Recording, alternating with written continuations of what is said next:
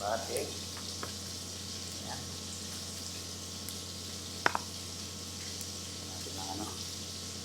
Hose. Dami na pala. Batik. Kabasyo.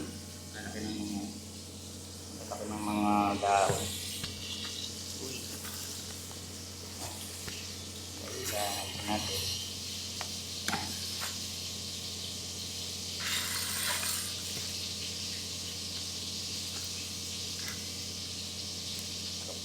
Laki ng dahon. Sarap to, lagyan ng ano, sardinas. Laki ng dahon, nilapad. Baba.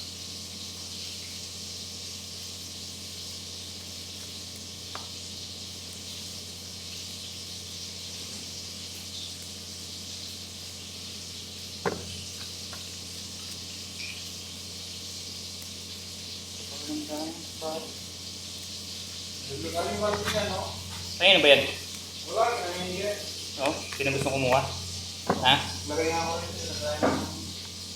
Wala kayo nalagyan dyan. Puno na. Pinamimigay ba yan? Baka magalit. Yan. May may-ari niya. Okay, marami na akong balde rin. Marami. Good. Galing maka. Galing maka yan? Oo. Sa loob ng cabin yan? Oo, nakakami. Galing. Hindi natin mo. Namimigay nga naman pa. Sino gusto kumuha? Si Turman niya. Sino gusto kumuha? Ayun niya, iba, pagdi yung patira, chip. Pili yan sa pinakbit, no? Ito? Pakbit? Hindi, wala lang na ito. Wow. Ba't magpapakbit ka ba? Ayun, naka-live na. Hindi, naka-ano. Video lang. Ads na. Kaya ba nito? Hindi yata eh. Yung laking dahon, grabe yung lapat. Bating tabas. Bating yung busin, dami. Bating yung maubos. Sayang yung ano. Sayang yung ulam kapag di naubos.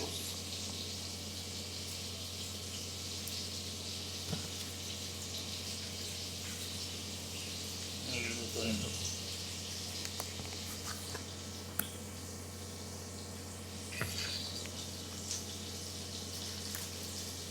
Yan,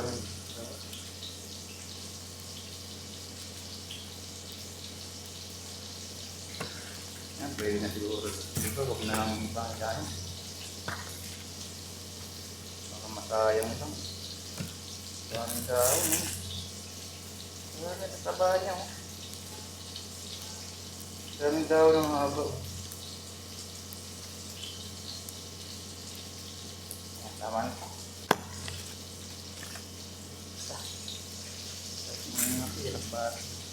Parang masyadong maaga. Ang alin?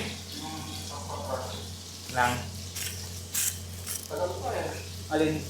Yung pagpapasok natin. Matagal yun. Matagal pa yun nila mga ipapile pa lang yun. Ipapile pa nila yun. Tapos pag i-readying ka pa ng pera. Siyempre pag Kailangan hindi maaga yung pagkuha ng pera. Oo, kailangan pag nakaprocess na yun. Tsaka ka magbabayad. Kailangan nakakarating meron ng kwan. May resulta na. Process. Tsaka nakikipag-communicate ka lang sa kanila. Kailangan mo ka na bakit maaga sa ngayon? Parang tinanong maaga. Nire-ready ka pa